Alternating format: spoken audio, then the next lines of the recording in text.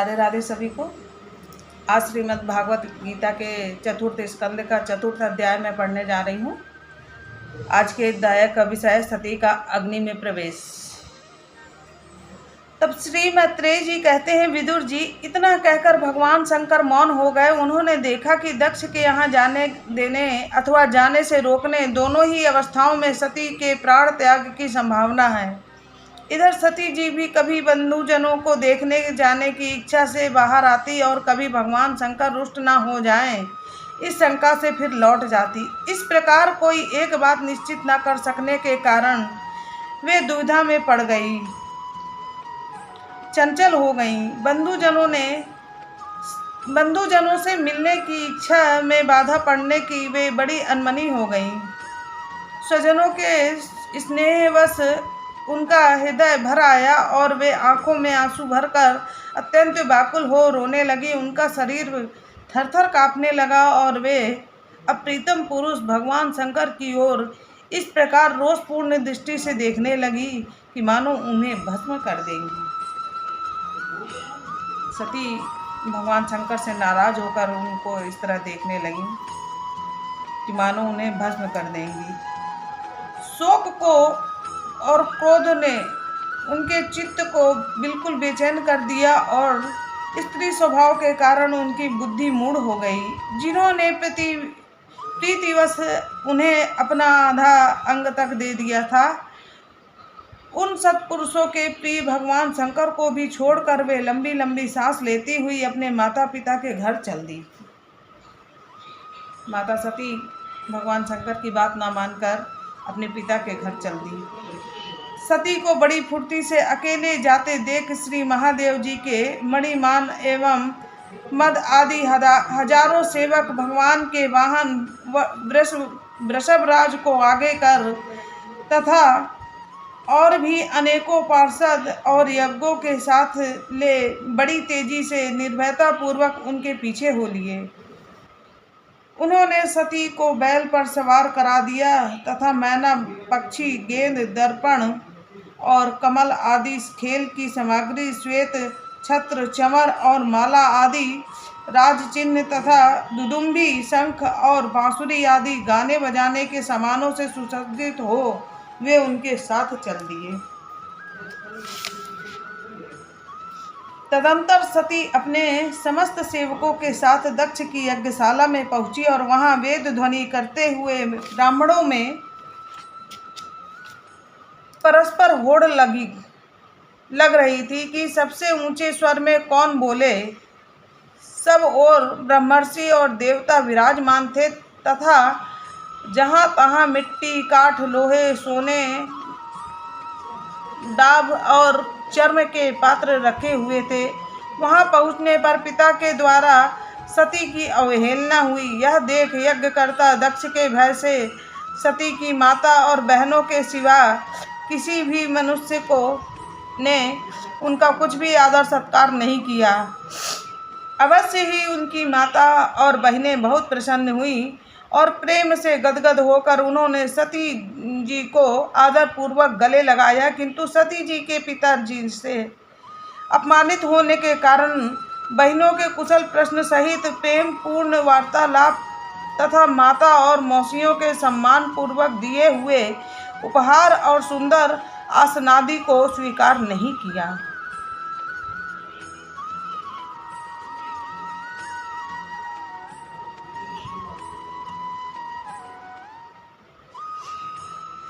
सर्वलोकेश्वरी देवी सती का यज्ञ मंडप में तो अनादर हुआ ही, उन्होंने यह भी देखा कि उस यज्ञ में भगवान शंकर के लिए कोई भाग नहीं दिया गया है और पिता दक्ष उनका बड़ा अपमान कर रहा है।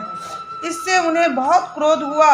ऐसा जान पड़ता था मानो वे अपने रोष से संपूर्ण लोकों को भस्म कर देगी। दक्ष को कर्म मार्ग के अभ्यास से बहुत घमंड हो गया। उसे शिव जी से द्वेष करते देख जब सती के साथ आए हुए भूत उसे मारने को तैयार हुए तो देवी सती ने उन्हें अपने तेज से रोक दिया और सब लोगों को सुनाकर पिता की निंदा करते हुए क्रोध से लड़खड़ाती हुई वाणी में कहा। देवी सती ने कहा, कि पिताजी, भगवान शंकर से बड़ा तो संसार में कोई भी नहीं है। वे तो सभी देहधारियों के प्रिय आत्मा है। उनका न कोई प्रिय है न अप्रिय, अतएव उनका किसी भी प्राणी से बैर नहीं है। वे तो सबके कारण एवं सर्वरूप हैं। आपके सिवा और ऐसा कौन है जो उनसे विरोध करेगा? द्विजवर, आप जैसे लोग दूसरों के गुणों में भी दोष देखते ही हैं, किंतु कोई साधु पुरुष ऐसा नहीं करते। जो लोग दोष देखने की बात तो अलग रही, दूसरों के थोड़े से गुण को भी बड़े रूप में देखना चाहते हैं, वे सबसे श्रेष्ठ हैं। खेद है कि आपने ऐसे महापुरुषों पर भी दोष रोपण ही किया।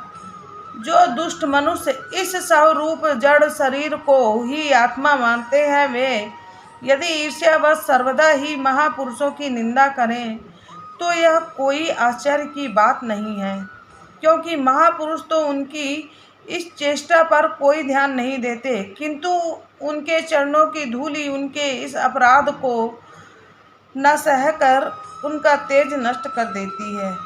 अतः महापुरुषों की निंदा जैसा जघन्य कार्य उन दुष्ट पुरुषों को ही शोभा देता है, जिनका शिव यह 2 अक्षरों का नाम प्रसंगवश एक बार भी मुख से निकल जाने पर मनुष्य के समस्त पापों को तत्काल नष्ट कर देता है, और जिनकी आज्ञा का कोई भी उल्लंघन नहीं कर सकता। अहो, उन्हीं पवित्र कीर्ति मंगलमय भगवान शंकर से आप द्वेष करते हैं।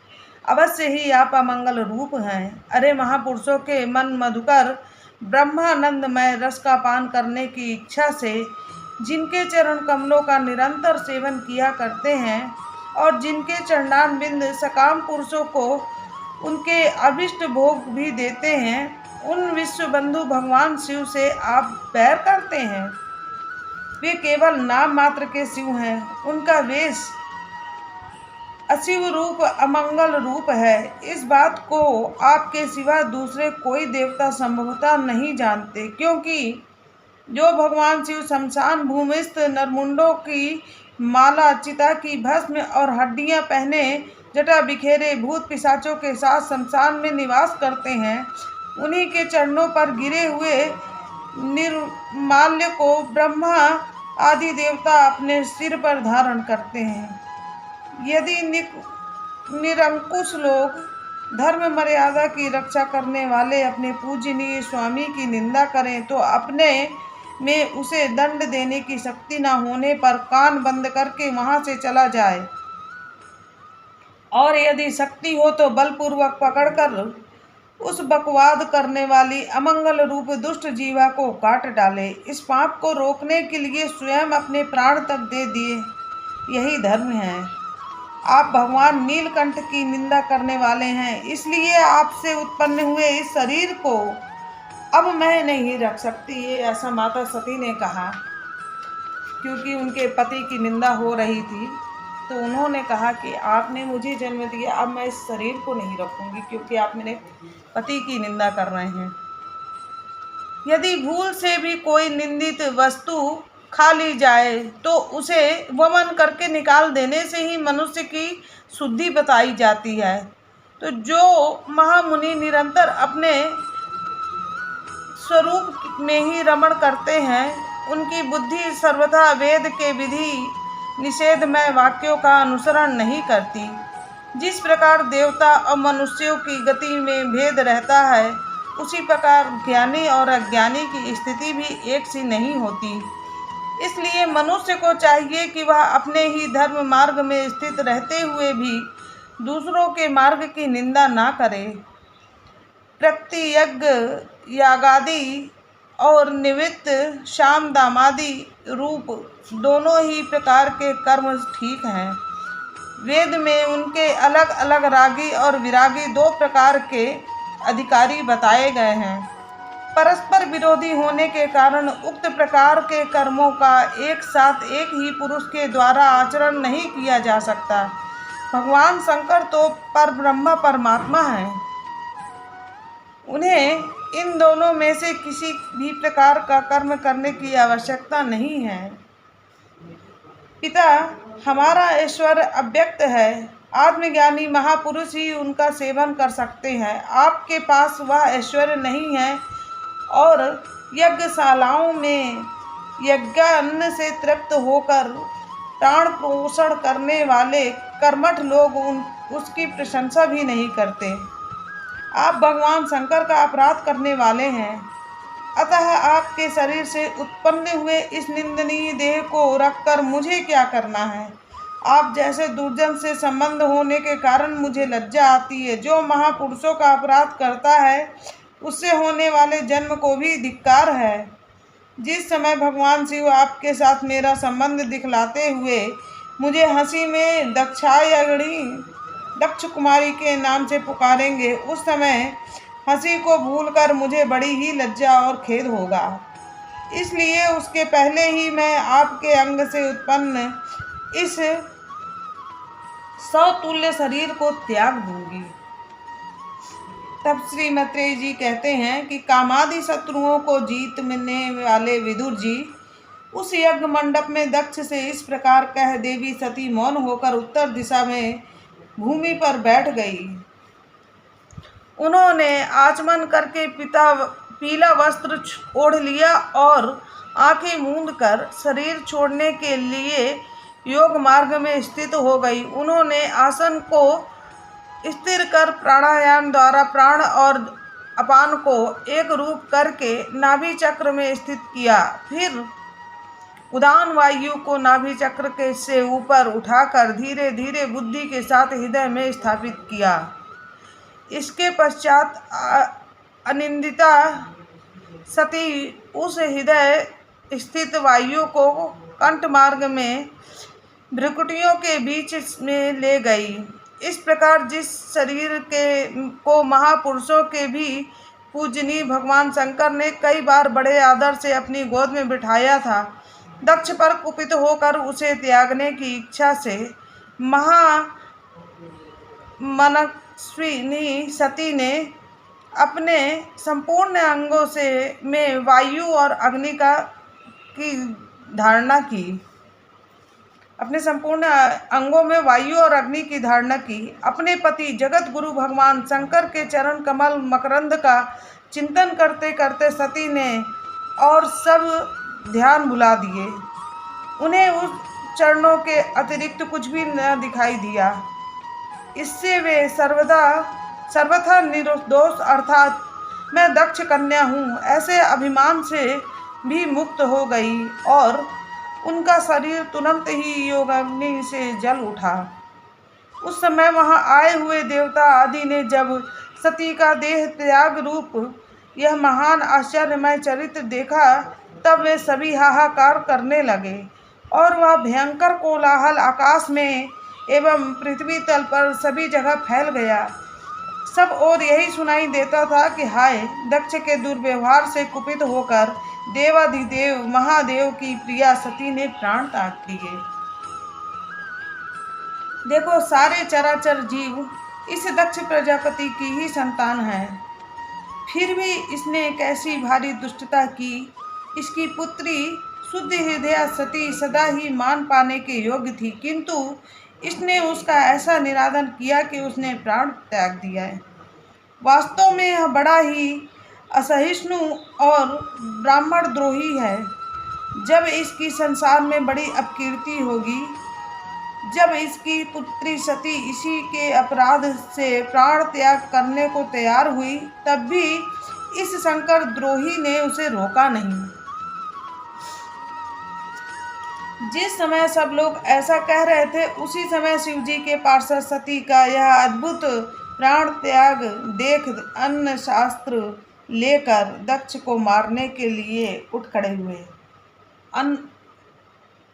अन्न शस्त्र लेकर मतलब जो भी उनके पास शस्त्र था उसको उठाकर वो मारने के लिए, दक्ष प्रजापति को मारने के लिए खड़े हुए। उनके आक्रमण का वेग देखकर भगवान भृगु ने यज्ञ में विघ्न डालने वालों का नाश करने के लिए अपहृत रक्ष इत्यादि मंत्र का उच्चारण करते हुए दक्षिणाग्नि में आहुति दी। अर्धवायु भृगु ने ज्यों ही आहुति छोड़ी कि यज्ञ कुंड में से रिभु नाम के हजारों तेजस्वी देवता प्रकट हो गए। इन्होंने अपनी तपस्या के प्रभाव से चंद्र लोक प्राप्त किया था। उन ब्रह्म तेज संपन्न देवताओं ने जलती हुई लकड़ियों से आक्रमण किया तो समस्त गुहाक और प्रमय गण इधर उधर भाग गए। आज श्रीमद् भागवत गीता के चतुर्थ स्कंद का चौथा अध्याय समाप्त हुआ। अगले अध्याय के लिए हम फिर मिलते हैं। आप मेरे चैनल को सब्सक्राइब कर लीजिए ताकि आपको पूरे अध्याय का नोटिफिकेशन मिलता रहे। राधे राधे सभी को।